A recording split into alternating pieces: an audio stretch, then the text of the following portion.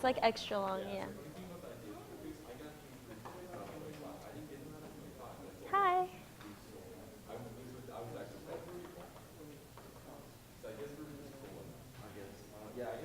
Because he did like grade it on like innovation, like it's not it's not a version. I was just like forced to think about the rest. So we did build a really cool model. We actually didn't really do much with the model. It was just a really cool model. And then we have like just to get balls, we have to stand on it. And like, oh, this is good. Because it, yeah, it looked good. That's all. So we were short on time. Make it look good, but not really good.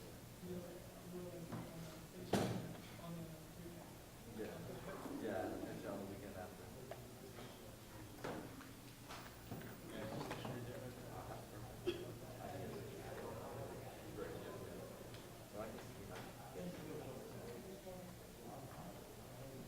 And the grades on web courses are accurate now. The grades on web courses are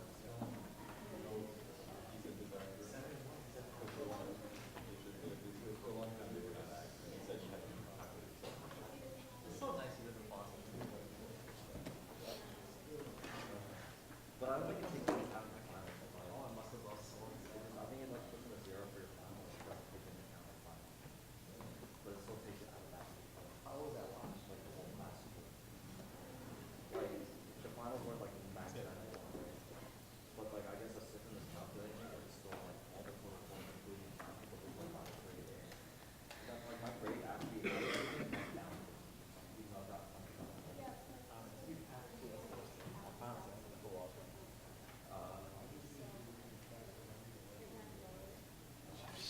Okay, guys, I'm going to go ahead and start. So this is the final review that I made.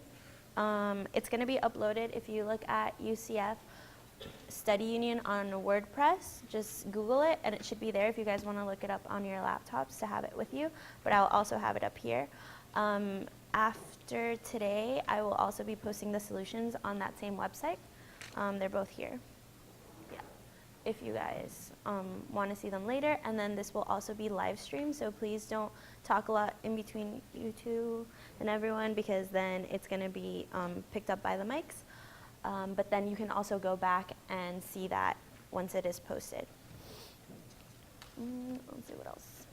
And then please hold all of your questions until the end. That way we can get through everything. It's a lot of material. I tried to pick up the things that I found the most important out of the whole course, but obviously that's a lot of things. So there are some extra questions that I don't think we will have time to get to, but they will be posted online. Okay? So let's start with a shear and moment diagram. Yay! No? Okay. Okay, so the first step in a shear and moment diagram is to find the reaction forces. So we're going to start with that.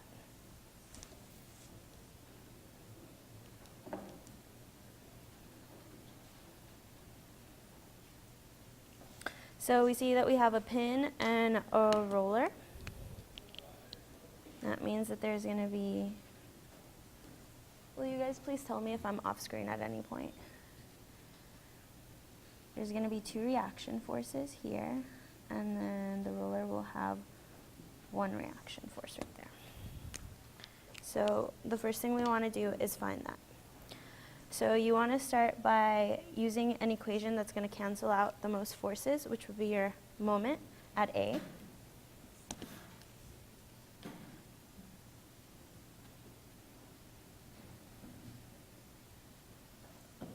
Because it has to be in equilibrium, right? So if we start here, these 2 forces cancel out, right? But then there's a force from the load. So just when you're doing your reaction forces, you're going to turn this into a concentrated force, which obviously would be the load times the distance, because it's rectangular. So this is going to be 40 times 8.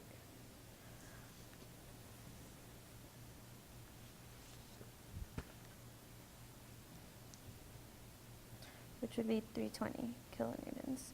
And then that's going to act halfway because of it being a rectangular load. So for a triangular load, it would be different, obviously. It would be, the force would be 1/2 base times height. So whatever the height of the load is, and then whatever the distance is. And then that acts 1/3 of the way from the largest part of your triangle. But since this is rectangular, that's what it is. So that means that that force, if I push my paper here, and I have my other finger at A, do you guys see how the paper is sliding clockwise? So that's going to be a negative. So that's 320 times the distance from A, which is 4. Then we have By, which would produce a positive moment. So that's why there's a positive. So anytime you're doing moments, you don't want to pick the direction or the sign based on the direction of your force. You want to choose it based on whether it's going to produce a clockwise or counterclockwise, regardless of whether it's going up or down. Because if it was a different point, that would change. So By is 8 meters away. And then we have the 20 kilonewtons here. That produces a clockwise, so that's negative 20 times 11. And then here, this is already clockwise, so it's negative 150. Since it's already a moment, you don't multiply it by anything. It's already a moment in itself. And then you solve for By, which turns out to be 206.25 kilonewtons.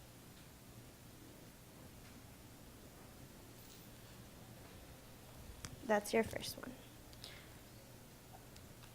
Then we can move on to our A forces. So you see that AX is the only one in the X direction.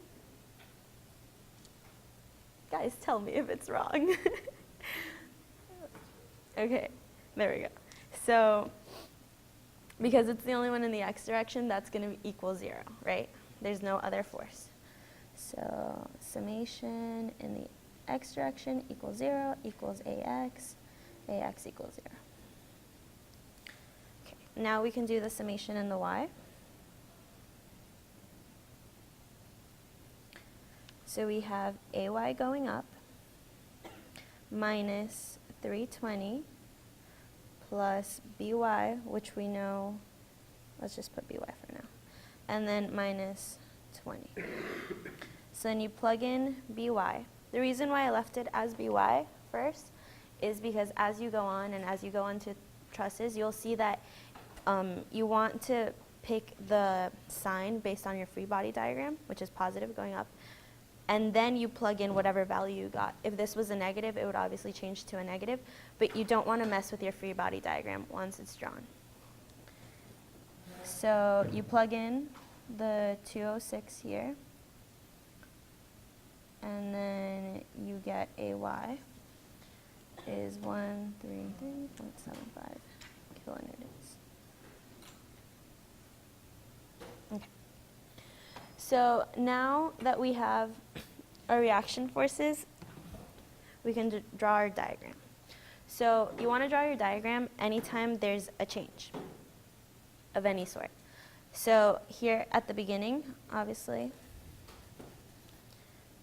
at the end,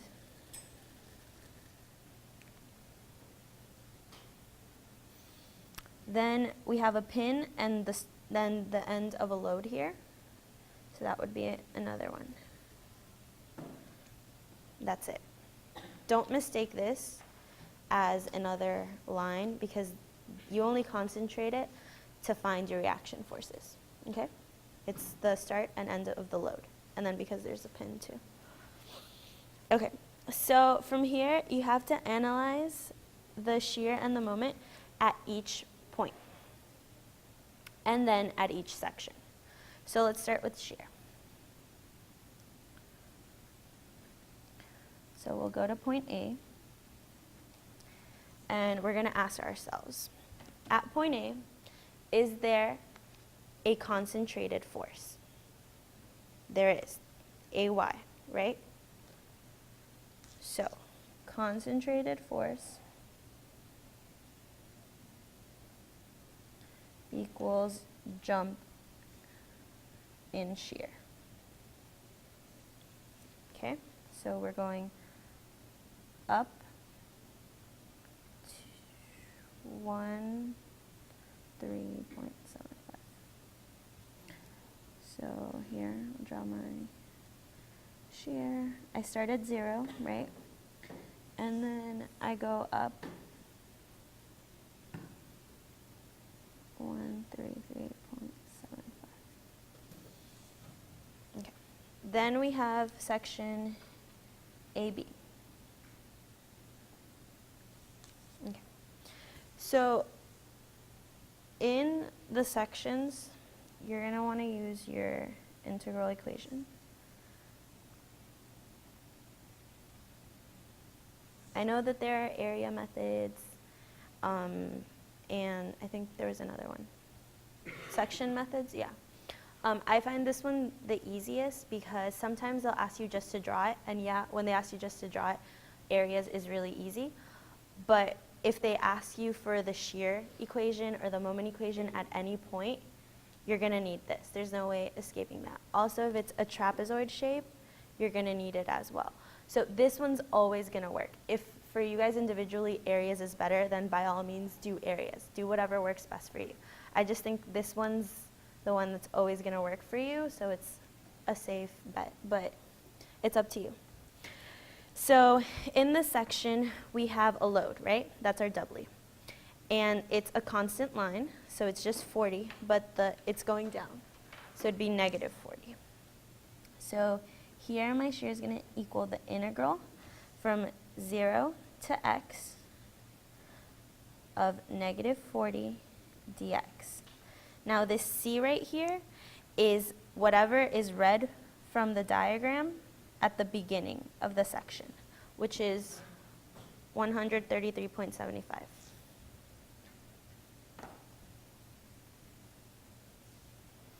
So when you do that, you get negative 40x plus 133.75 kilonewtons. That's your shear in AB. Okay? That is a line with a negative slope, right? So you know what you're drawing. Then you plug in V of 0, which will give you 133.75, and then V of 8 to know where your other point will be. Okay? When you plug that in to this equation, you get negative 186.25. So now you know where you're going to, and then you can draw your line.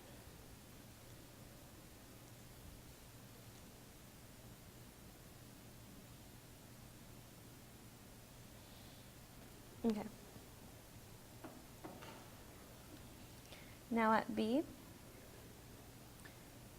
there's a concentrated force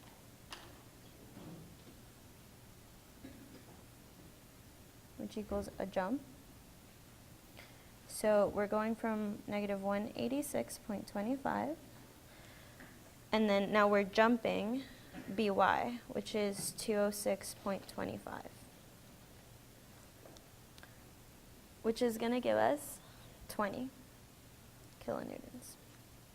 So we go up to 20.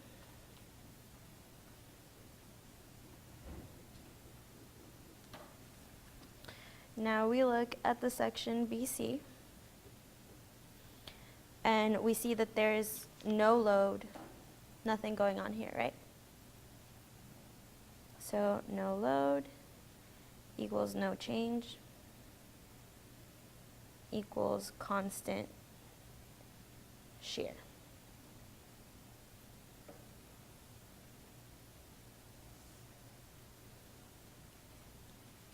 So now we know it's going to go all the way to 20.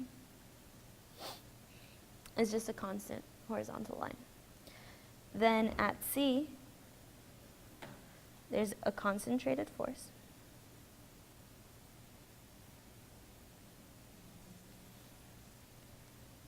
So there's a jump.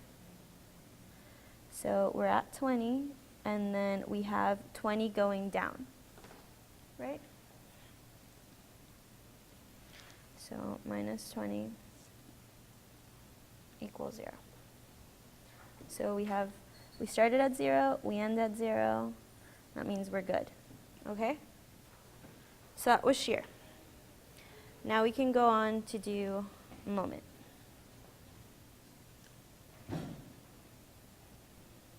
We're going to repeat the same process, looking at every point and looking at every section, okay?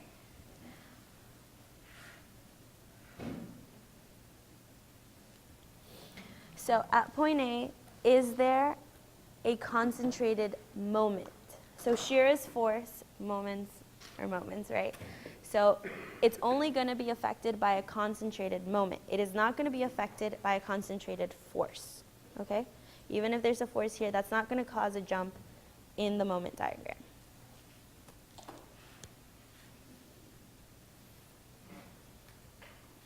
So no concentrated moment.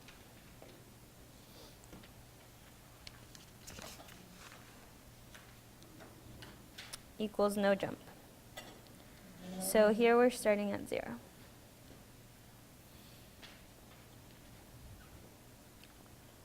Okay, so this is why I like the integral method a little bit better, is because now you don't have to worry about like, oh, what this shape is going to do to this shape and then figuring it all out. All you have to do is take the equation that you had in the previous section and integrate it again.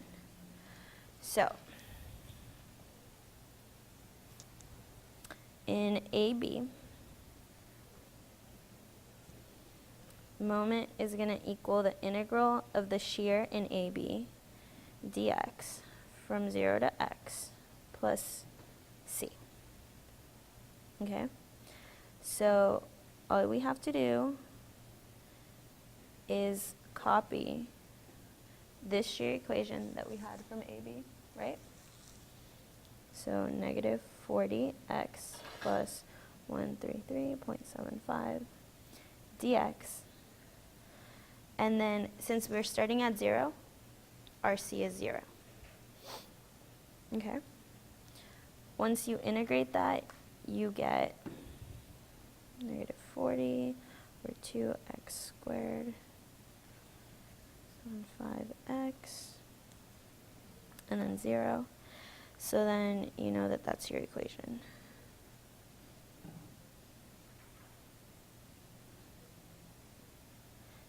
In kilonewton meters, right? That's my m.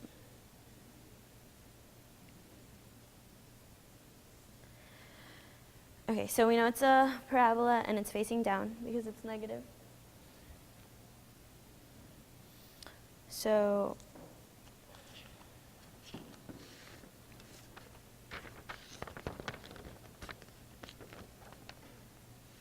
we want to know our n values. I'm going to flip it over. Can you guys see that? Yeah. Okay. M of 0 is going to be obviously 0 because everything has an x. And then m of 8 is going to equal negative 210 kilonewton meters. Okay. So we know we're going down to negative 210. Now, we don't know the shape, right, of our parabola yet. So for all the people that are in Zorn, you guys know the acronym, right? Please don't neglect infants, neglect dumb people instead. I did not make this up. And basically what this is telling you is, depending on what your shear is doing, you're going to know the shape that your parabola is going to take. Okay, so the p's and the n's stand for positive and negative, and then d and I is decreasing and increasing. So if we look here, we see that this triangle is positive and it's decreasing in area, right? So that's going to be this part of our parabola. So from here to this point, it's going to go like that. Okay? Is that clear to everyone? Yeah? Can I repeat it? Okay. So the acronym is, so that you remember it, please don't neglect infants, neglect dumb people instead. So then if you have a positive area that's decreasing, like here, it's positive, it's above your x-axis, and then it's getting smaller, that's going to be the shape of your parabola. For this triangle, it's below the x-axis, so it's negative, and it's increasing in area. So that's going to be this part of your parabola. Okay.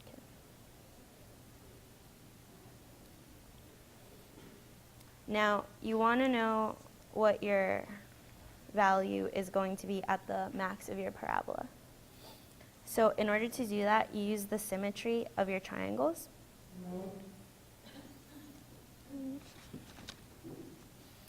So here, I'll do it in the back. We know that this goes up to 133.75, and then this goes down to 186.25. We can call this value x of this triangle, the base of this triangle, and then the base of this triangle to be 8 minus x, because you know that the whole thing is supposed to be 8. Okay? And then you just use proportions of triangles. So the height is going to be equal to the height of the other one because they're similar. And then the base is going to be equal to the base. And then you cross multiply.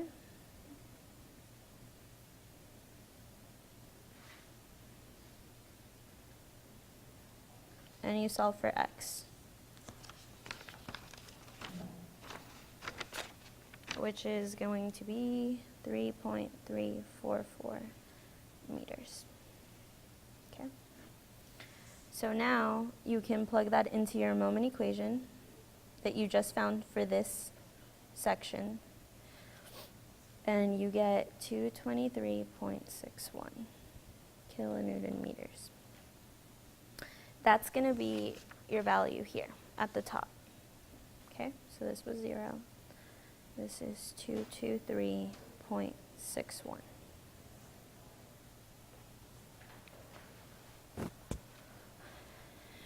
Okay, now we look at it at point B. At point B, there's no concentrated moment, right?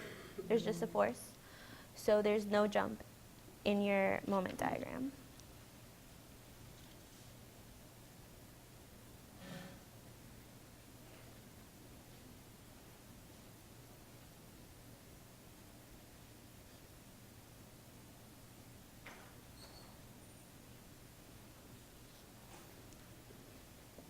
Now we look at BC.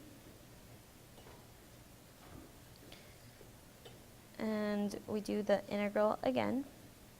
Now, this is a very important catch. In BC, you're starting from 8, right? Point B is 8 meters out. So you can't do from 0 to x. You have to do from A to x, because you have to take that into account. So it's going to be from 8 to x.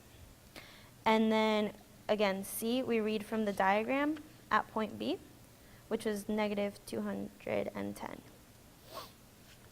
And we know that our shear, there was no change, right? It was just the 20, the constant 20. So equals 8 to x of 20, and it's positive because it's above the x-axis, minus 210. So that's going to equal 20x minus 20 times 8 minus 210. So that equals 20x minus 370 kilonewton meters. That's your M. See, that changes this value, which is going to be really important when you're trying to get to 0. If you don't take into account that 8, that's going to mess with everything. Yes? Why can't you just simply do 20x minus 2 times? That would give you the same result. It shouldn't. It would affect your constant. You can go from 0 to 3 if you say that 210 is your starting place. Right. But then that's going to change where your diagram is going to, like, whenever you're at these lines, it's going to change it. For you, it didn't? It should. Because when they ask you for the equation, this is going to be the right equation. Okay? So if you write the 220, 210, that's going to be wrong. Okay. Okay. I can look at it afterwards if you want. Mm-hmm. So then M of 8, and then M of 11. So obviously when you plug in the 8, that's going to be from 8 to 8, so it'll be 0. So it'll just be the 210. And then when you plug it into your 11, you're going to get negative 150.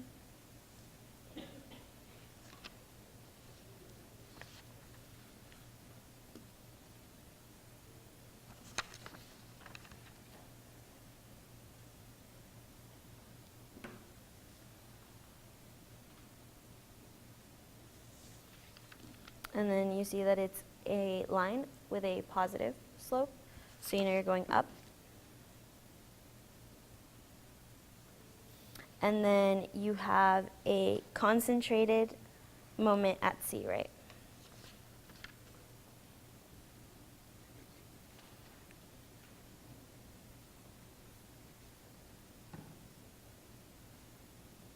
So that's going to cause a jump.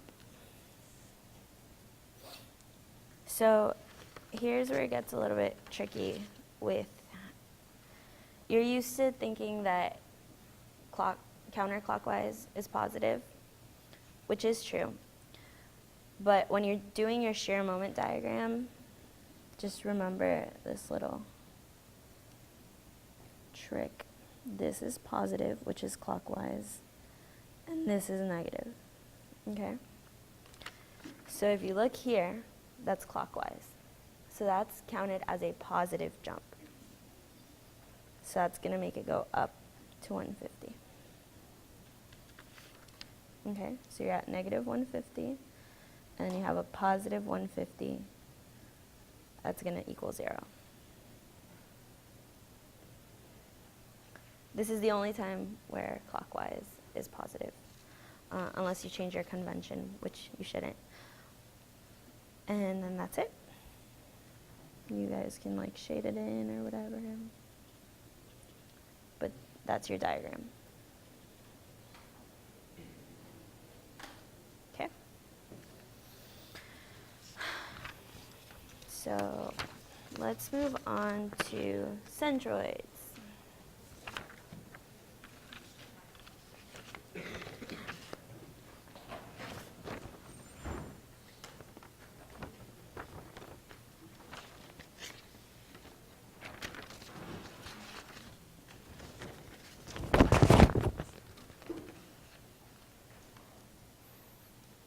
So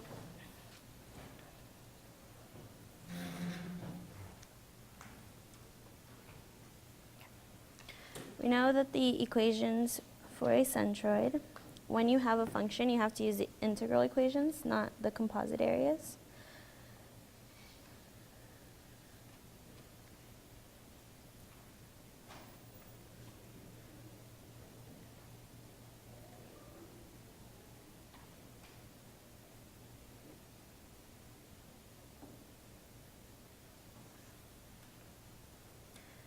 Now, so this one I'll post online, but we're not actually going to go into it. It's really simple. But when you have composite areas, it makes it a little bit easier. But it will be posted online, so you guys know how to do that too. I just thought we would do this one since it's a little bit harder to grasp. So the first thing you have to do is draw a rectangle that is going to be bounded only by your function. So that's the key. That's going to make it the simplest on you. So if I were to draw it like this, it's going to be bounded just, the height is going to be bounded just by the function. So that rectangle is going to have a width of dy, right? Like it's going to be a tiny piece of y, of the y-axis. We also know that this point where it hits the function is going to be an xy point. And we know that the middle of that rectangle is going to be x tilde, is what you guys call it, right? X tilde. And y tilde. Okay. So that's the x and y that we see here, that we have to find. So if you look at it like this, like a straight line, going to the y-axis, right? This is my y-axis. My y tilde is the same as my y, right? Do you guys see that? Okay. It's the same value. But my x tilde is half of whatever this x is. So this rectangle is moving up and down. It's going to change constantly. But we know that whatever x is, this is going to be half of it because it's at the middle. So we know it's x over 2. So this is the first thing you want to do. You want to draw your rectangle, and then you want to label it with these 3 things. Okay? Now we're going to do the bottom part, which is the easiest part, which is the integral of the area. That is going to be based solely on our rectangle. So the area of the rectangle would be base times height, right? Our base is going to equal the function, right? Because whatever this length is whatever the function is. And then our height is that dy. So whatever this is, dy or dx, is going to let us know in what terms we want our function to be in. So since it's in dy, we want our function to be in terms of y. So if our function is y squared equals 4x, we want it to be in terms of y, which means we solve for x. So x equals y squared over 4.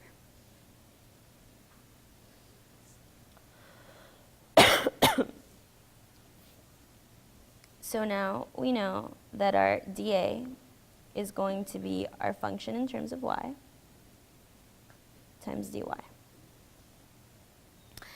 And dy means y is changing, right? So y is changing from 0 to 4.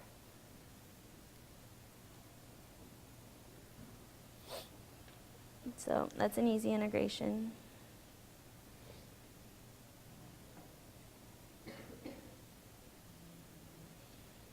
It's going to end up being 16 over 3.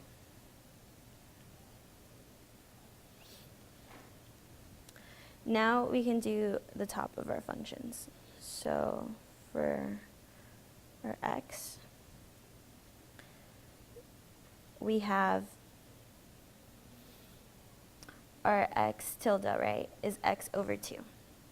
But we know we're going to be in dy. So we know that we need this to be in terms of y. So we know what y equals, or what x equals. So it's y squared over 4 over 2, which equals y squared over 8. So that means that our, can you guys see that? Yeah, our x tilde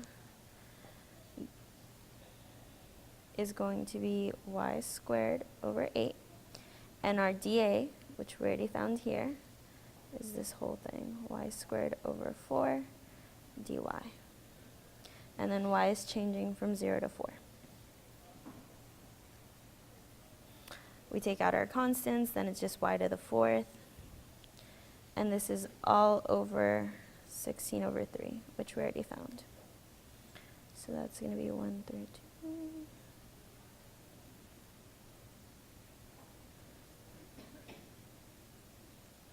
So when you integrate and you solve for that, you get that it is 1.2.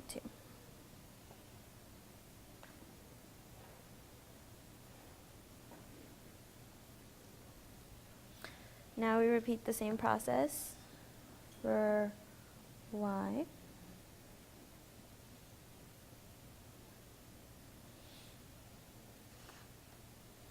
So now our y tilde we know is just y. And then we plug in again our dA over 16 over 3, which is going to be 1 over 4, 0 to 4, y to the 3rd dy, which is going to give us 3 meters. There we go. That's the centroid of that area.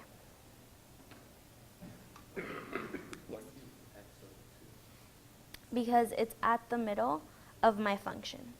So you have to have it all in terms of the function.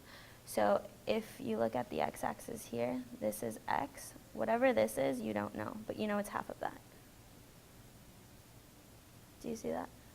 It's because this is always going to be at the center of your rectangle.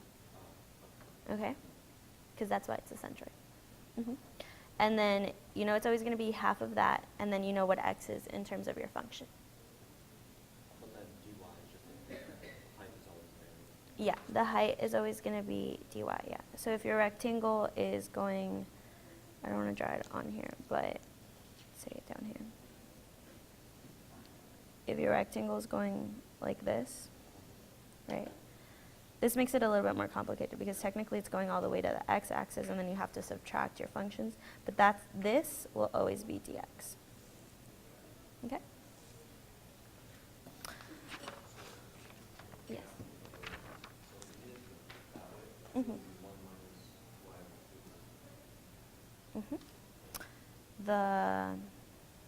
You would want your height, yeah, it'd be 1 minus the function for this, yes. Yeah.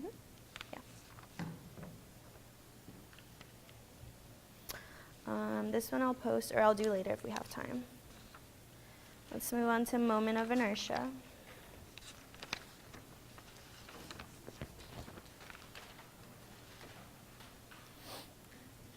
Okay, so the first step in moment of inertia is knowing where your axes are. That determines everything, okay? So here they're asking about the y-axis, which is already drawn for you. A second part of the problem is finding it about the centroidal axis. This is your x, which means you have to find the centroid, which is what we were just doing with composite areas, which would change the whole moment of inertia. So right now we're doing it just about the y. So you want to label each of your sections. So you want to break it up in a way that's going to do the least amount of sections as possible. So if we break it here and here, this would all just be one continuous piece. This would be one piece, this would be another piece, and this would be another piece. You guys see that? Instead of like going all the way down here and then having 1, 2, yeah? Okay. So, the next thing you want to notice, so we labeled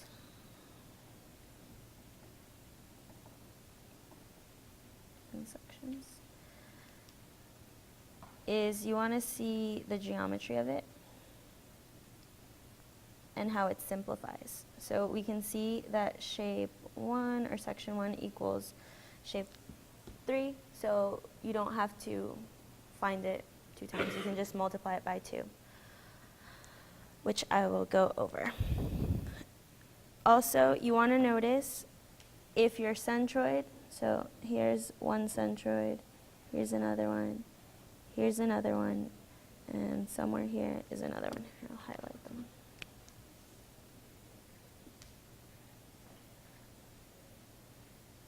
Right?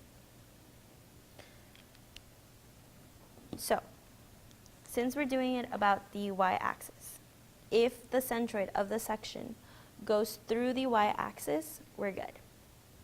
If not, you have to use parallel axis theorem, okay? Because it's not on the y-axis. So, parallel axis theorem is Ix, the moment of inertia about x of the individual section, plus the area of that section times the perpendicular distance of the two axes.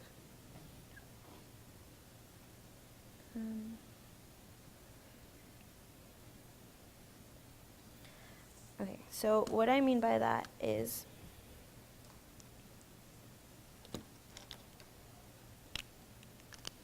if we look at 1, there is a y-axis going through that centroid. That is a distance, a perpendicular distance from my y-axis. So these are my two parallel axes. And this is a section of the x. So that's dx. When I'm finding my y. That's why it's always opposite, okay? Because it's the perpendicular distance.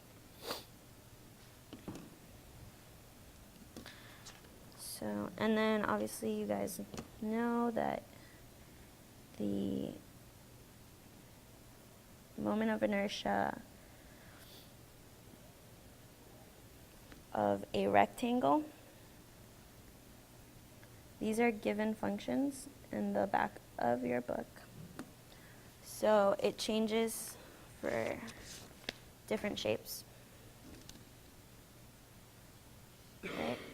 But these are the ones for your rectangle. Those are the most common ones, and I would recommend memorizing those. And then the triangular ones, depending on your professor, they will either give them to you or let you put it on a formula sheet if you do have that. But if not, for sure memorize rectangles and triangular ones. The more you know circles, the better, but those are the most common ones. So now we're going to do a table. So I find that these type of problems, it's not that it's complicated. Like, you guys have done trusses, you guys have done shear moment diagrams. This isn't hard. It's getting where the centroids are and putting it all together. So keeping it all organized. So I think it's really helpful when you do a table. But it is, again, completely up to you if you want to or not. So we'll do the segment.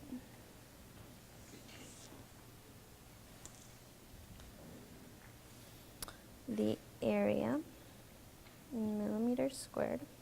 That way you don't have to put the units for each one. Our dx in millimeters. Our moment of inertia about y.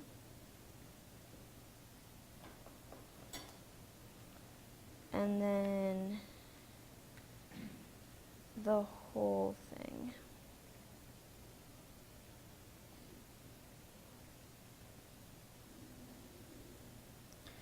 So for area, they're all rectangles, so it's just going to be base times height, right?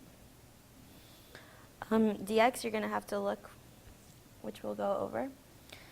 This is that equation up top. And then this is the parallel axis theorem. If it applies, if not, then it would just be the same.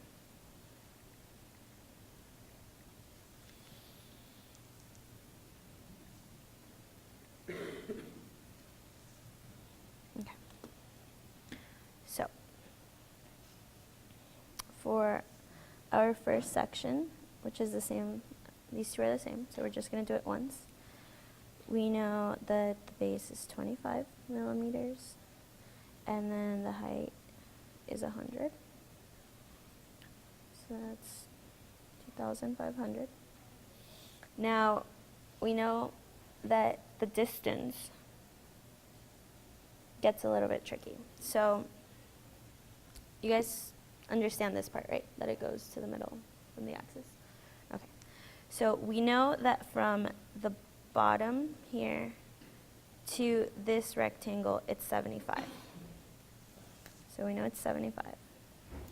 But then we're going to the center and to the center. So that means that it is half of 25 and then half of 25 here.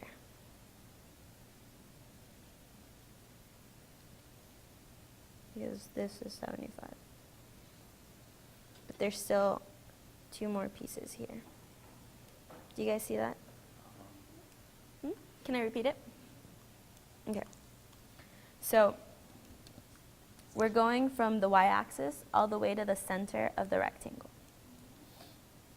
They only tell us the distance from the end of this rectangle to the start of this rectangle.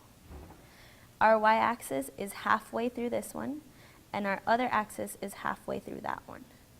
So that means that we have to do this distance, the 75, plus whatever halfway through the 25 is here. That way it'll take us all the way to our y-axis. And then halfway through the 25 here, that way it'll take us all the way to the centroidal axis of that rectangle. Okay? So that ends up being 100.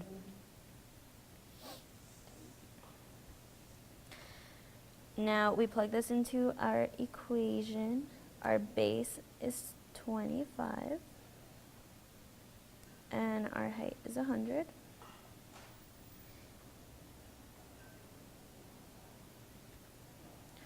So usually when you get into moments, you're going to have larger numbers rather than smaller ones. Don't be scared if you have like 10 to the 6th, 10 to the 8th. Don't think, it's not that you're doing something wrong. Okay. So this particular rectangle, like we said, it's not on the y-axis. So that means we need to use parallel axis theorem, which is why we have a dx and we have our area. So when we plug that in, so you're going to have 130.3 plus 2500 times 100 squared. That's going to give you 25.13 times 10 to the 6. Okay. That's our first one. Now we're going to do our second segment. So this long one right here. When you add all of this, so 50 plus 25 plus 75 plus 25 plus 25 plus 75 plus 50, you're going to get the base is 325. And then the height is 25. Then there is no dx, right? Because the centroid is on the y-axis. So that means that our moment of inertia is 1/12, 325 to the third times 25, which is going to equal this big number.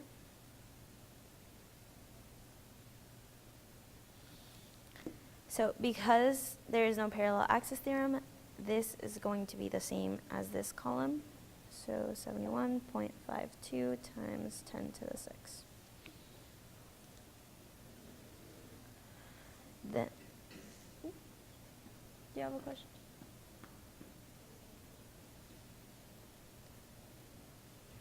What about it? Okay.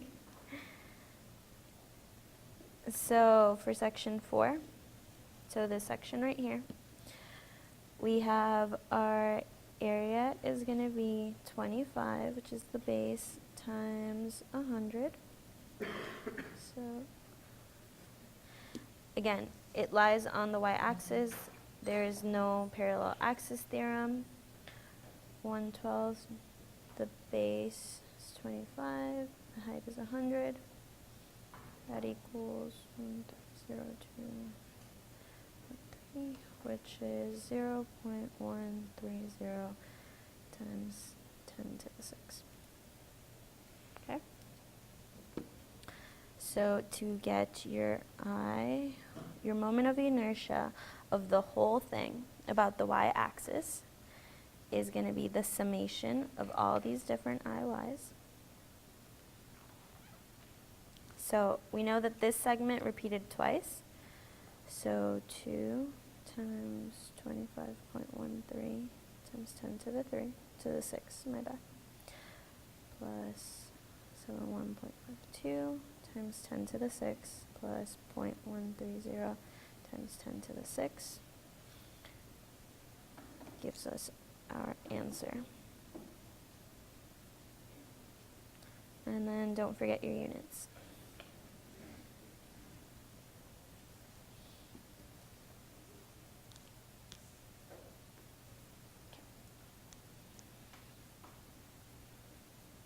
Yes? Good? Yes.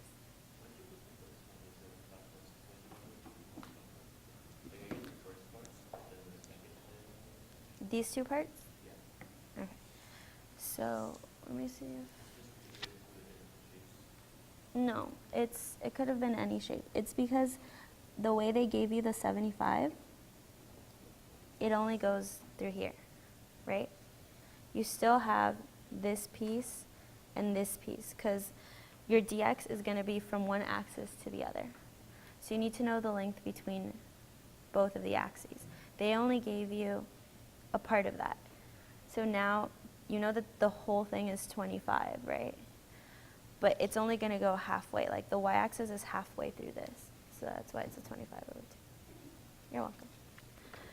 Okay, trusses.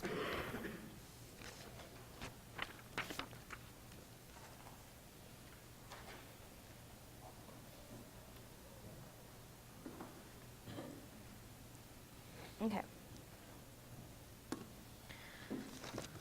So,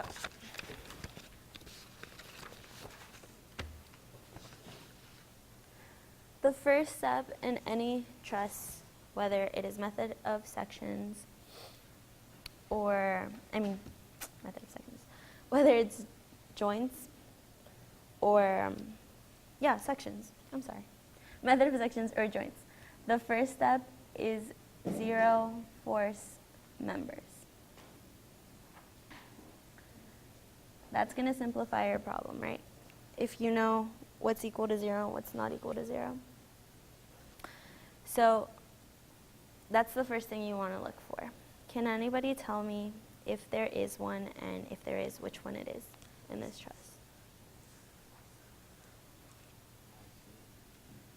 Yes. IC is equal to 0. So there are two rules for 0 force members. This rule here says that if two members are linear and there is a third member that is non-collinear and there is no force at that joint, then the third member is 0. Those are just two rules you guys have to memorize. This can be at an angle as long as there's nothing else here. There's just the 3.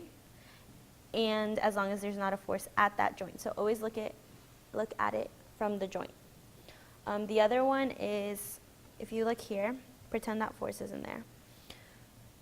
These are two non-collinear ones, and there's no force at that joint, then both of them would be equal to 0. Because there is a force, they're not equal to 0. Okay. So, yes, I see.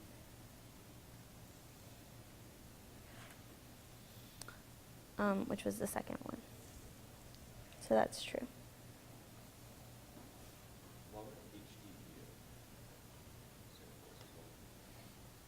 Because there's two other trusses there. It's not by itself.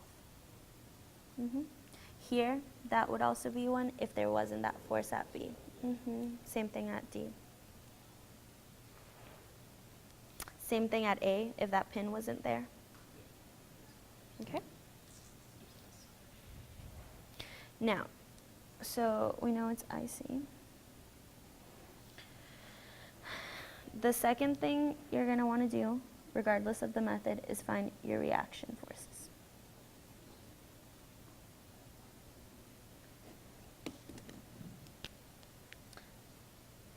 Now,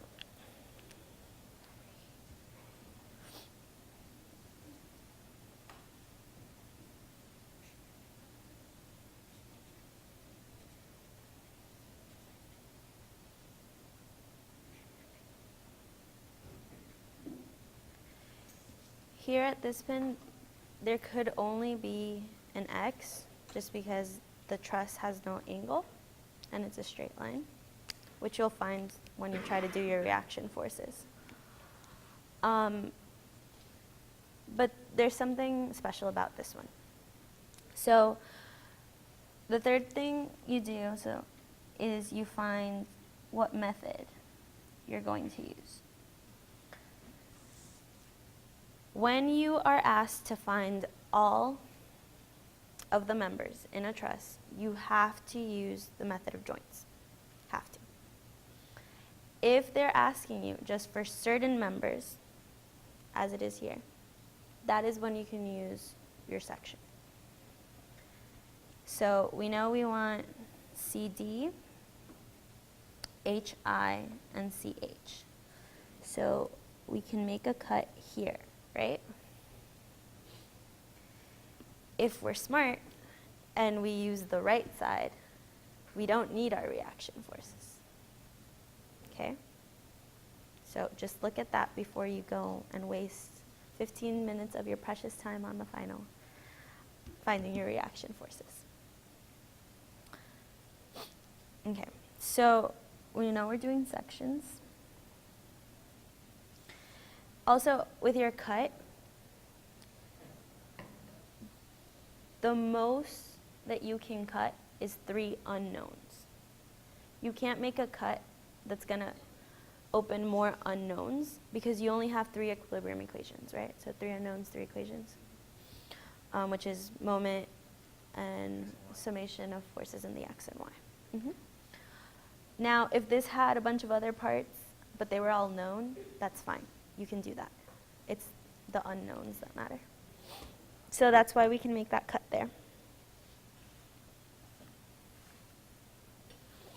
And then you always want to assume in tension. That way you don't go guessing, and then if you get compression, you change it, and then it gets all complicated. If you always assume tension and you get a positive number, you know that's going to be in tension. If you get a negative number, then it's going to be compression. Simple. But that only works if you always assume tension. Okay? So when we cut it, we have a force here, right? A force here. And a force here. So this is FIH, or HI, FCH, and then FCD. So you guys notice how they're pointing away from their joint, which makes that joint be in tension.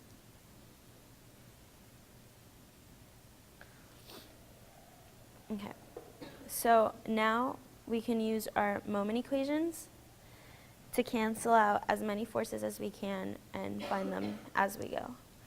So here we can choose, you can also choose points that are not in your cut anymore. So here.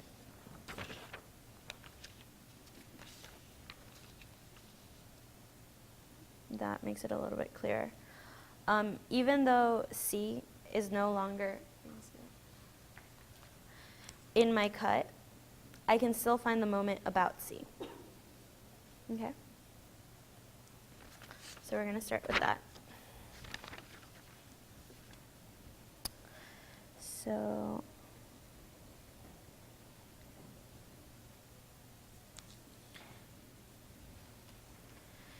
when I choose C, these two forces go through C, right? So they cancel out, leaving me with just one unknown that I can solve for. So when I'm at C and I'm pushing this way, that's causing counterclockwise rotation. So that's a positive FHI. And this force is 4 feet from my point, right? Times 4. And then we have, the only thing we have left are these 3 forces, which are all going to produce clockwise rotation, so they're all going to be negative. So this 150 times 3 from C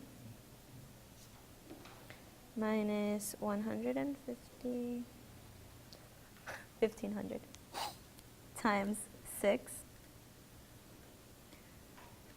times 1500 times 9.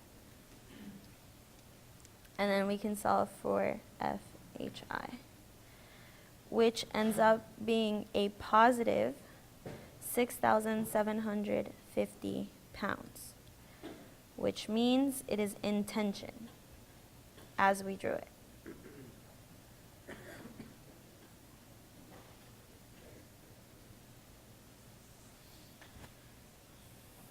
Now we do the moment about H.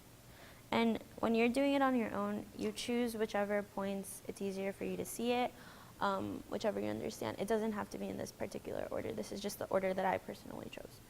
But it's completely up to you. So about H, these two forces cancel out, right? And then we can solve for CD. So CD is going to cause a clockwise rotation, so it's going to be negative. FCD. Again, that's 4 feet away from H. Then all of these forces are going to produce a negative rotation as well. Please do notice that this force goes through H, so it does not count. It cancels out, just like these two forces cancel out.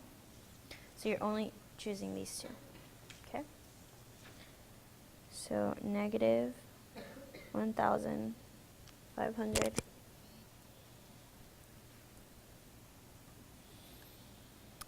times 3 minus 1,500 times 6. So then FCD is going to equal negative 3,375 pounds. That means that FCD is in compression.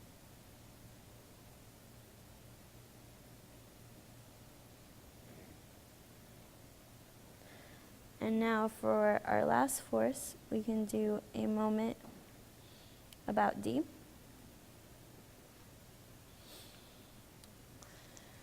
Which cancels out FCD, this 1,500 force, and the Y component of FCH. So this, first we have FIH, right? About D, that's going to produce a counterclockwise rotation. So it's going to be positive. And then we know that H is positive 6,750 times 4, right? 4 feet away. Now, the reason why I do this whole positive is this positive is known by a rotation. And then this positive here is because we're not using, it's not in compression, okay? So then we have FCH. So FCH is going like this, right? And we know that it is 4 feet and 3 feet. So we can do the Pythagorean and find out that this is 5. And with those proportions, we know that our Y component is going to cancel out because it's going through D. So we only need our X component, which is 3 over 5. And it is, again, 4 feet away. Then we have these two forces that are going to cause a clockwise rotation, so they're negative. Times 3 times 6. And then when you solve for CH, you get negative 5,625 pounds, which means CH is 5,625 pounds in compression. And that's it for this problem. So let's take a 5-minute break since we've been here for an hour.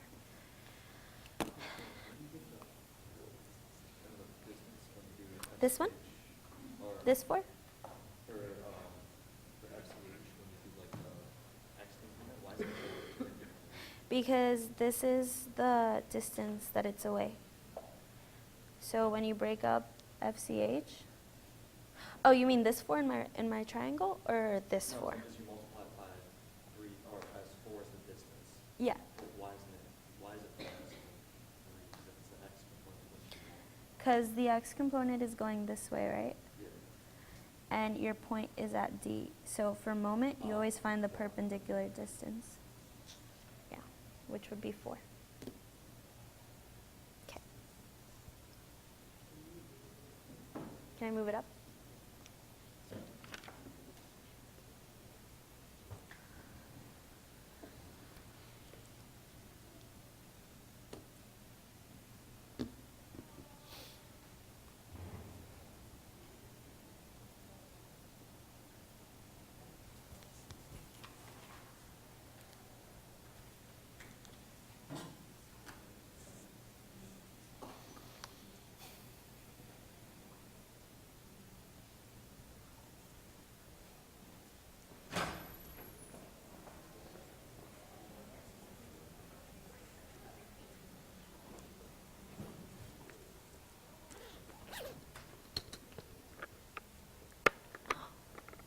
We're taking a 5-minute break.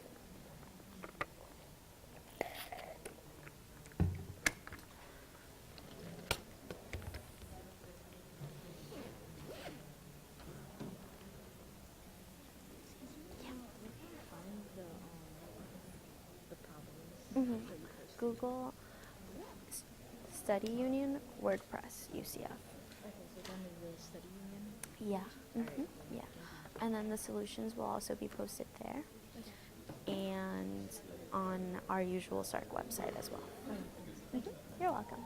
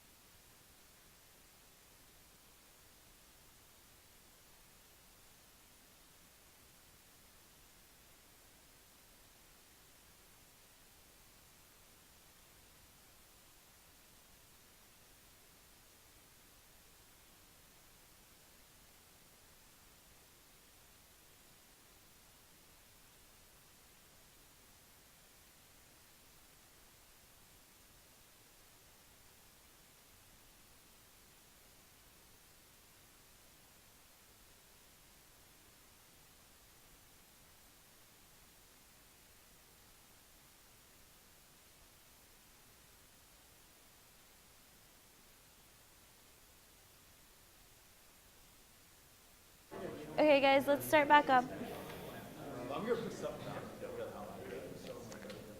No, I'm not going to snap like a little.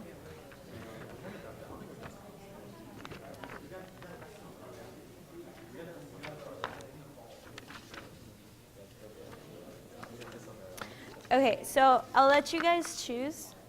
We have an hour left. We've gone over shear and moment diagrams, centroids, moments of inertia, and trusses. So we can do another truss one with joints, method of joints, so finding every single one. We can go way back to the simple problems. This one's really quick, and do just finding like the reaction forces. Or we can do a 3D one that's relatively simple of reaction forces. And then this would probably take up the whole hour. So this is, this is hard. But it will be posted online. So it is your choice if you want to do any of these, or if you want to go and do another one of centroids or another one of shear moment diagrams. We have a vote for centroid. Another vote for, we're doing centroids? 3D? The death one? Or the easy one? Are you guys sure? We did it in the last review, and it literally took up like more than an hour. It's going to be uploaded for sure. Yeah. The easy 3D one? Okay. So let's do that. Let's do the easy 3D one since we haven't done a 3D. And then we'll go to the centroid one after that. Okay?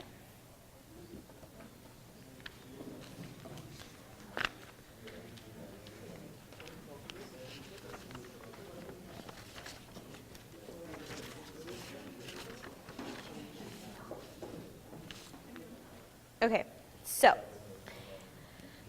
it's asking us to determine the reactions of a fixed wall. So do you guys remember that table in chapter 5 where it has all of the different types of supports, and then it tells you like if it's this type, if it's a pin, it's going to have 2, if it's a roller, it's going to have 1. That is a very helpful table, and I would definitely memorize that, at least the ones that you see the most. So in 3D, reaction forces occur when motion is limited, right? So when we're fixed to a wall, we can't move at all, right? So there's going to be, you can't move in any of the 3 directions, and you can't rotate in any of the 3 directions. So that means that we are going to have an AX reaction, an AZ reaction, an AY reaction,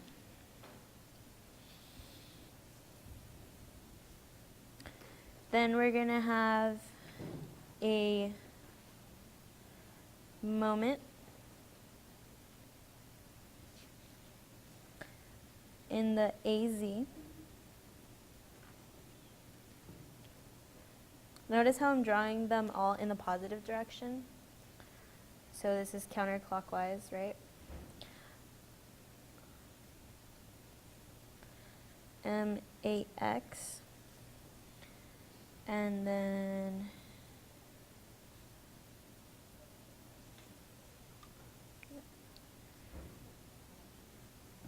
MAY. Okay, so that's my first step, knowing what type of reactions depending on the type of support. So we know that in 3D equilibrium, we have 6 equilibrium equations. The sum of the forces in the x equals 0, the sum of the forces in the y equals 0, the sum of the forces in the z equals 0.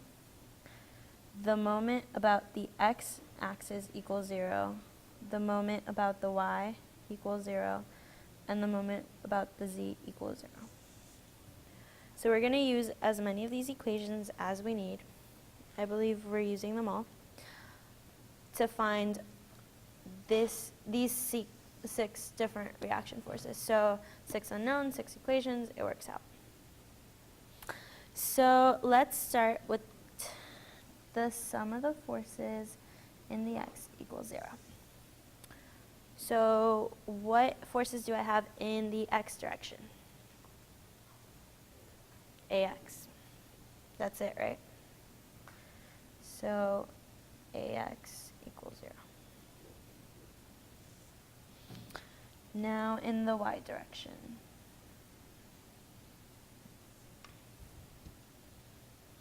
So in 3D, please be mindful of where your x, y, z axes are. It's going to be different. Sometimes they'll change them around. So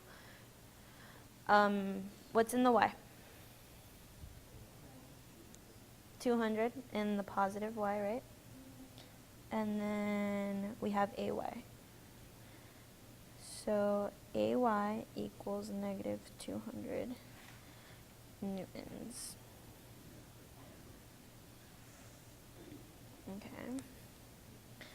Now in the z direction, we have the 150 going down, right? So negative 150. And then we have the AZ going up. So AZ equals 150 newtons. Okay. Now we can do the moment. So the difference between 3D and 2D when it comes to moments is that now you don't do it about a point. Okay? You do it about your axes. So your x, y, z axes. So you have to look at how each force is going to create a rotation about that axis. So in moments, so 3D moments, any force that is parallel to the axis or goes through the axis does not produce a moment for that particular axis.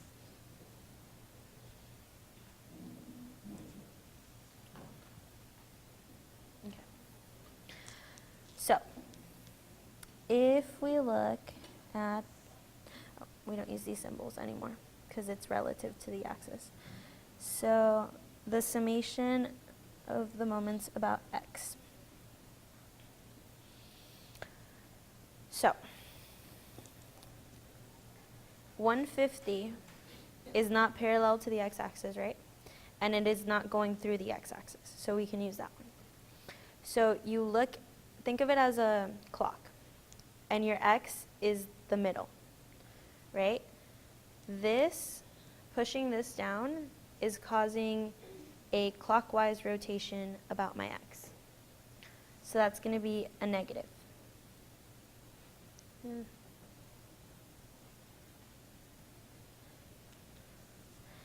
And it is 2 meters away from my x-axis. Okay? Now, my 200. This is still my middle, and I'm pushing this way. That's causing a counterclockwise. Do you guys see that about my x? Okay. So it's positive 200. No, this is 2. That's a good point. This is the perpendicular distance from my force to my x-axis, right? Because this technically would be like an extension. Wait. Yeah.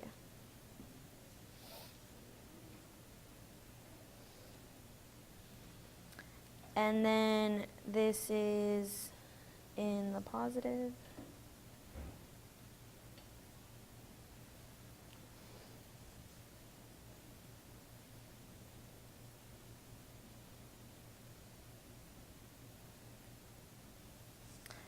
So it's very important that you always draw what you're assuming to be the directions of your forces, because as a grader, they're going to say, you got a negative. So that means that it's the opposite of this, right? So you're saying that MAX is a moment of 100 Newton meters in the clockwise direction, right? Now, if I assumed that this was going the other way and I should get a positive, which would also be in the clockwise direction. So it's very important that you label this so that they know what you mean when you put a negative. Okay. Summation in the y-axis. Okay, so this force, it's parallel to my y-axis, right? Because it's a y force, so it doesn't produce a moment. This force is going through my y-axis, so it doesn't produce a moment. All of these A's are going through the axes, so none of these produce a moment. Okay? So it's just equal to MAY, which equals 0. Can you show that again? What? Can you say that again? You got it? The Z. The 150 is parallel to the Z, so it does not produce a moment. The 200, though, is not parallel to it, and it doesn't go through the axis. And it is 2.5 away from the Z. Okay? So it's 200. Oh, wait. Would that be positive or negative? This is my Z, right? Like this is my Z. So this is the middle of my clock. And I'm pushing it around the Z. Positive. Times 2.5. And then we have our positive MAZ as well. So MAZ equals negative 500 Newton meters. And that's it. Okay?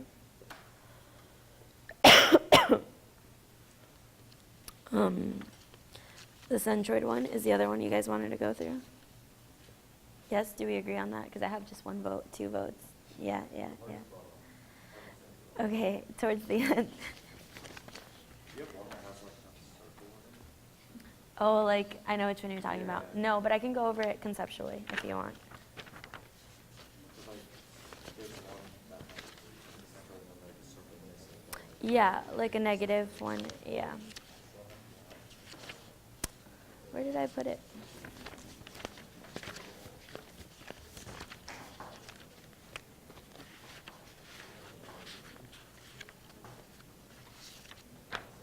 Okay.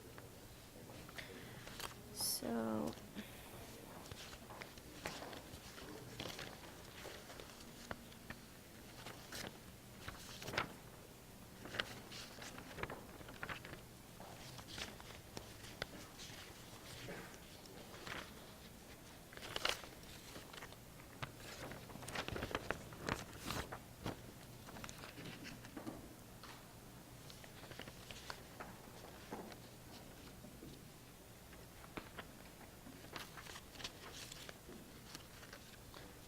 okay, so I think what you're talking about is like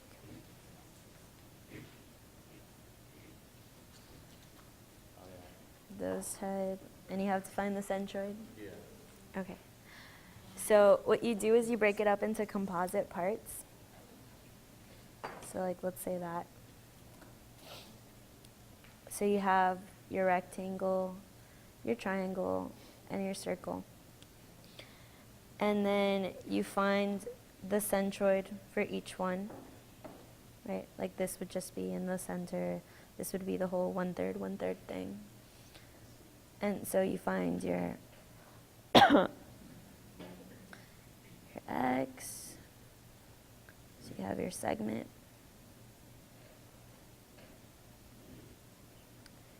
your y for each one. And then, because centroid is the summation of x's times your area over the summation of your area. Same thing for y.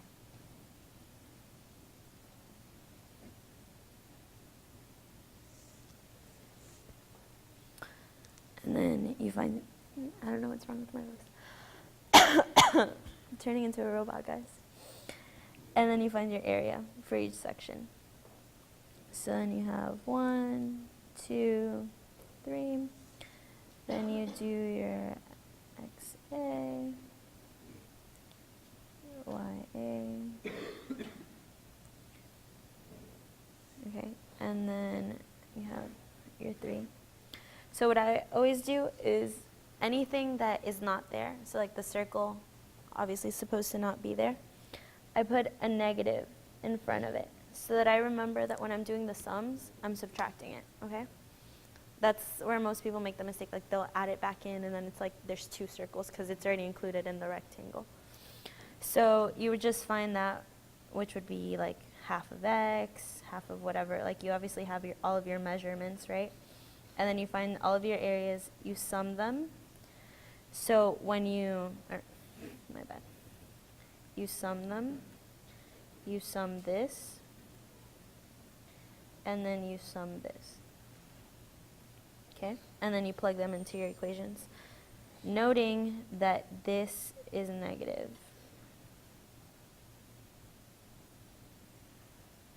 And this is negative, and this is negative.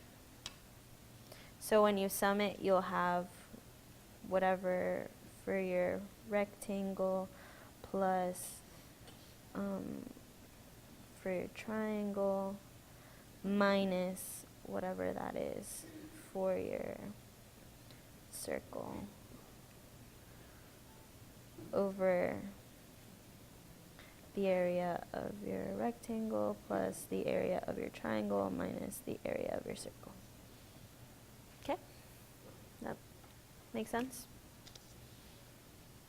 Any questions on that? Yeah.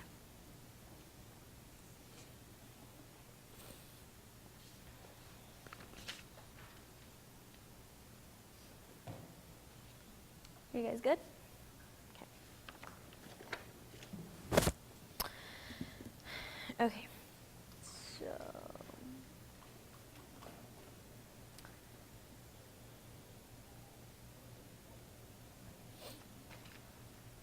So we want the centroid y bar of this area. So like I said, first step, you're going to want to label your axes. So you get to choose whatever, if they don't give it to you, whatever makes more sense to you. So I chose it like this. Put something under.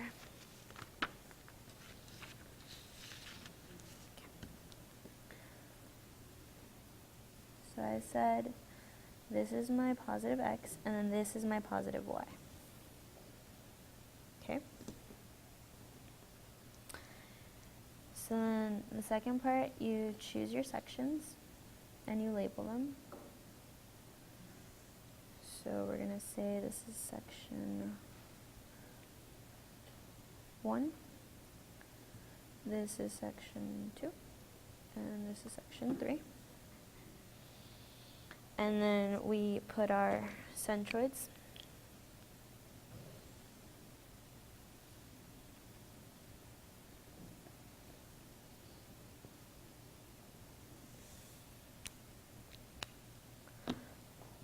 And then we use geometry, right?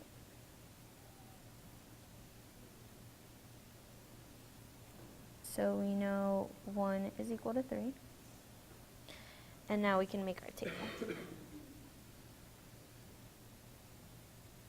I can't spell, guys. Okay. So we know that the y bar is going to equal to the summation of the y tilde a, summation of a. Okay. So we have our segment, our area in inches squared, our y bar in inches, and then our y bar a.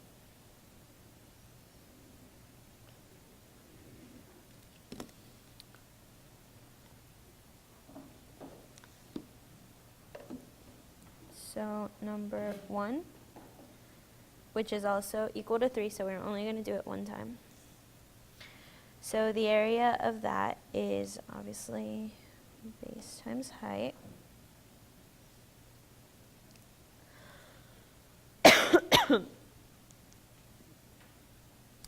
So 2 inches times 6 inches, which is 12. Now our y bar, we know from these tables and from common sense that the center of the rectangle is obviously going to be half of its height and half of its base. But depending on what shape it is, you adjust accordingly. So if we know that this rectangle, so number 1, the whole thing is 6, and this is 2. So we know that our y bar is going to be half of the height, which is 3. Right? Yeah? Okay. So then we just multiply 12 times 3, which is 36. Now, for our second rectangle,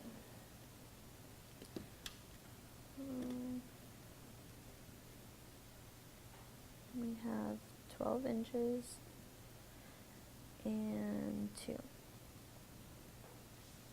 So again, we know that it's half of the height, right? Our y bar. So it'd be 1.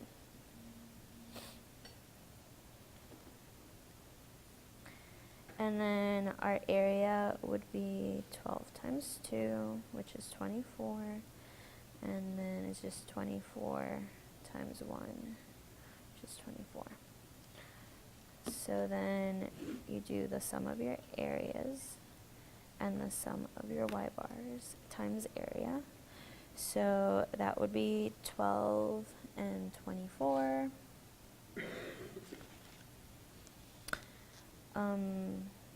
36, and then 36 and 24. Wait, no, I'm sorry. This is times 2. This top one is times 2. Here, so I'll write it out instead. So, can you guys see that? The summation y bar a and the summation of area. So it's 36. So this happens 2 times.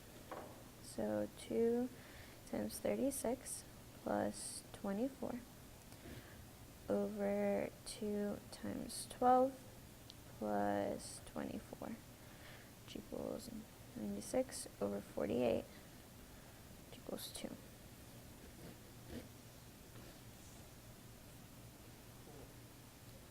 Okay. Does that make sense? Yeah? Nothing crazy? Okay.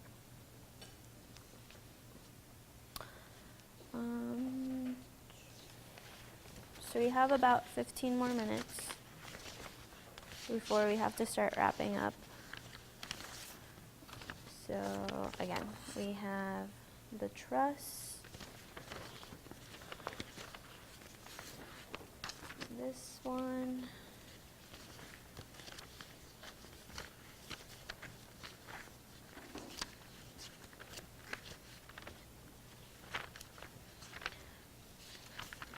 we have another shear moment.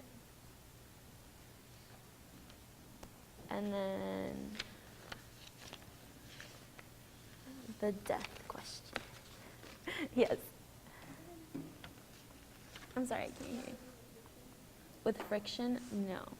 I know that's Mackie, right? Yeah. Everyone skips chapter 8 except Mackie.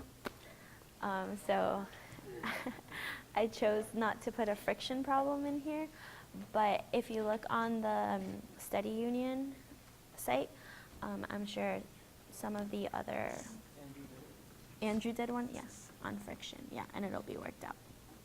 Yeah, yes. The shear moment one? Okay, yeah. Were you gonna say the death one? There's no way. Do you want me to die? Is that what you want to happen? Yeah. I can do it like personally, but then I can't teach you guys and do it in 15 minutes. Yeah. So, but it is uploaded. I can show you guys the steps. I have them. Yeah. So, is it this? Give me a second. Okay. So, I'll just do a rough overview and then I'll do the shear moment one. So, it's asking you, what is it asking you? Okay, so you have these cables here. And then you have a ball and socket here. So it's asking you to find, and then there's a cable here too, to find all of those forces. So this, and then all of the ball and socket reaction forces. So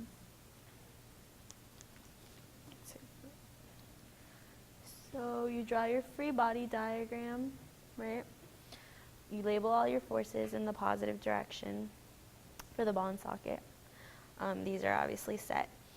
But then, because you're in 3D, you have to break up all of your forces into Cartesian, which means you're doing the magnitude of the force, which is what you're trying to find, so you don't know that. You leave that as an unknown, times your unit vector for each force.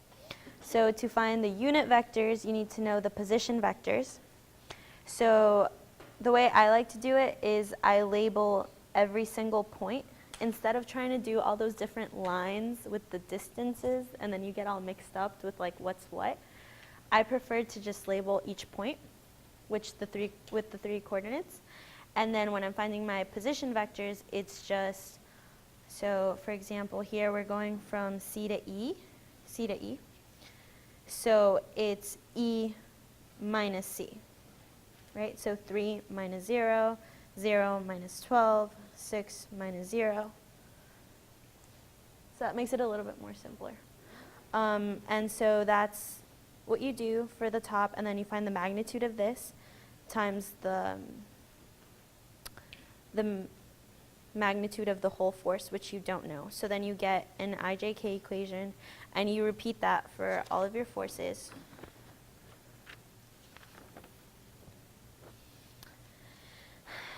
So then once you have that, you use your equilibrium equations about the axis. So you do the moments about the different axes to find your magnitudes and then your summations and all that. Crazy fun stuff. Yeah. It doesn't look that bad. It just takes a while if you explain every single little step. Yeah.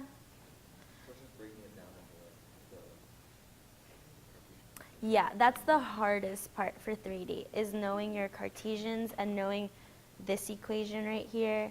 That's how to find your whole Cartesian based on the magnitude and the unit vector. And then a lot of people see like FCE and they think it's C minus E, but it's the opposite because it's final minus initial. Okay, so little tricks here and there. And then also for this particular problem, it's really helpful if you find or you realize that these two tensions are the same. I think it's this one. BD, these two tensions. these are the same because they're going through a pulley. So through a pulley, the tension throughout is equal. So that simplifies the problem a little bit more if you realize that. Okay, so now we'll do this one, and then we'll wrap up.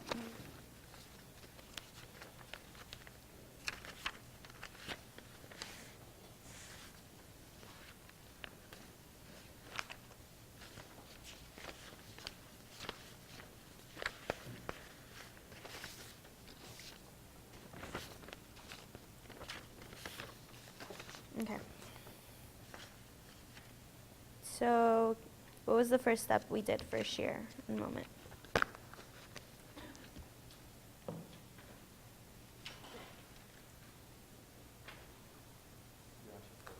Reaction forces, thank you. So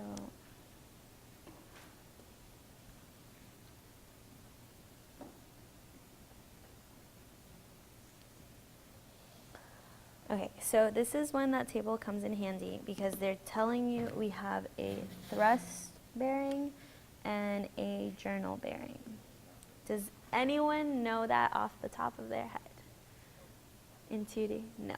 Which means before your final, you're going to review all of those tables and know what they mean. At least know what each thing does. Because then if you know what it does, you can know where motion is limited.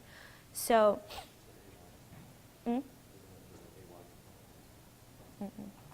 well, because the x, there's no other in the x. Yeah, technically.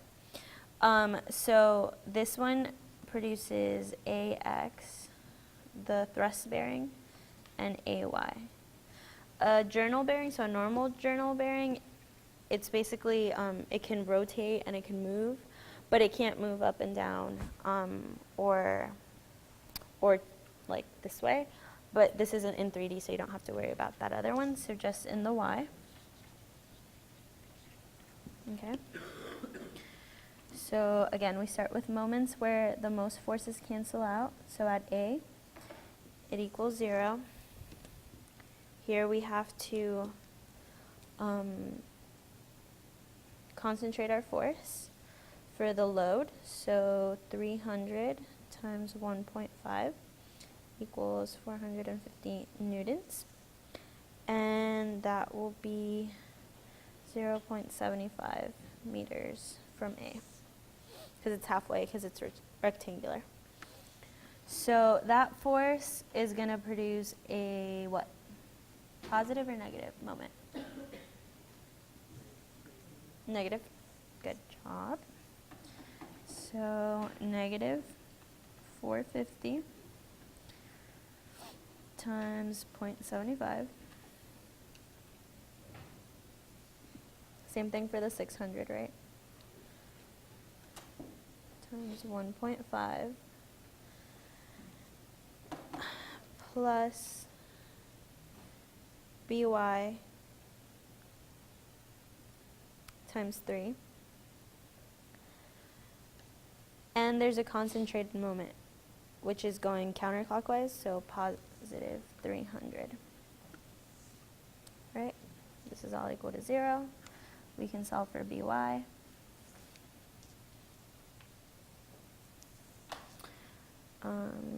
Which gives us 312.5 newtons. Then we can do our summation in the y direction.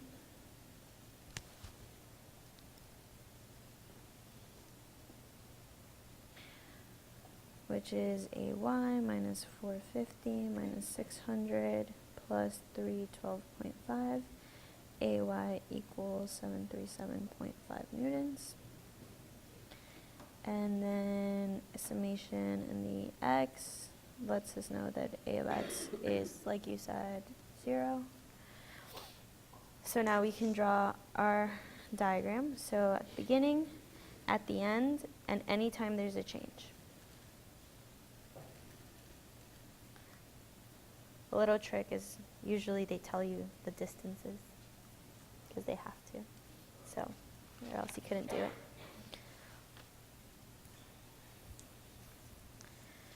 Okay, And then we're just going to label this C and D just so we know as we're going what we're doing. So for our shear, I'm going to go a little bit faster through it just because we don't have that much time left. So A, there's a force equals a jump, right? AY.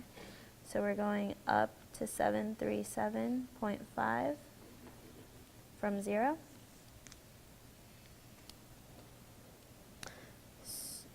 Then add AB or AC. There's a load. So V equals the integral, it's going down, so negative 300 dx plus C, which is read from the diagram, 737.5. So V equals negative 300x plus 737.5 newtons.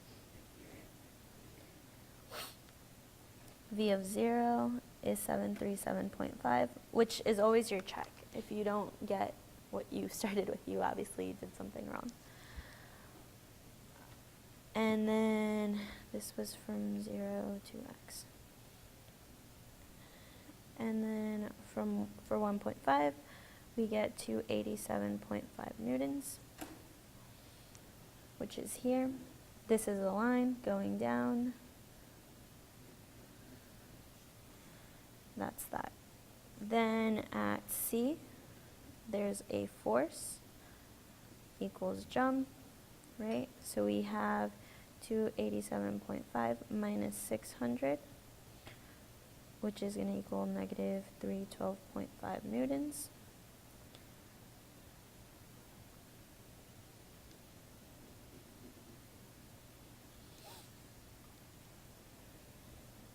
In CB, there is no load, no change, so it's constant.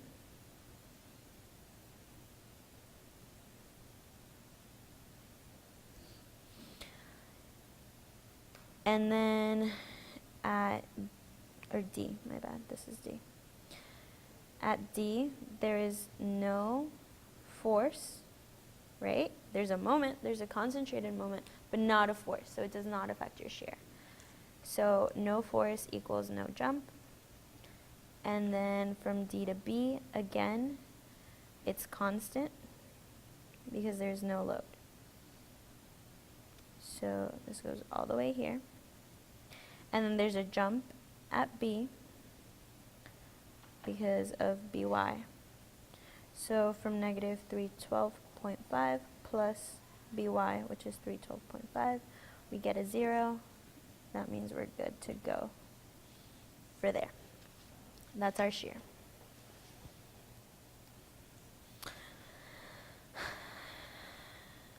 I don't think we're going to have time to finish it, but I'll show you guys the rest. So, you guys see it? Okay, so in the moment diagram at A, there's no concentrated moment, so there's no jump. Then you integrate this equation that you got up here from 0 to x, and because there was no jump here, your constant is 0. So then you get this equation, which ends up being a parabola. You do the circle again, and you notice that this shape, you see how this is a trapezoid? You guys couldn't do areas for this. You need to do integrals because it's a trapezoid. So it's positive, right? It's above the x-axis, and it's decreasing in area. So that means we're here in our circle, which means that's our parabola, which is what you guys see from here to here. You plug in 0 and you plug in 1.5 into this equation, and you get your value for here. Then there's no concentrated moment at C, so you're good. There's no jump. Then you do the same thing. You integrate from 1.5, because you're starting at 1.5, to x, with this is a constant equation, right? So it's just this, plus the value that you got up here, When you integrate, you get this equation. You plug in your 1.5, you should get this initial value again. Then you plug in your 2.25, and then you get your 534. Now, here, there's a concentrated moment. Like I said, this is the opposite. So this is counterclockwise. You guys see that? That means that it's negative. So you have a negative 300 jump. So from 534 minus 300, you get this. 234.4. Again, you have the same shear equation. You integrate, and then this is your constant, read from the diagram right here, which gives you this equation. And then you plug in the 2.25, get this, which is what you started with. The 3, you get 0. You're good to go. Okay, so that's all for the review.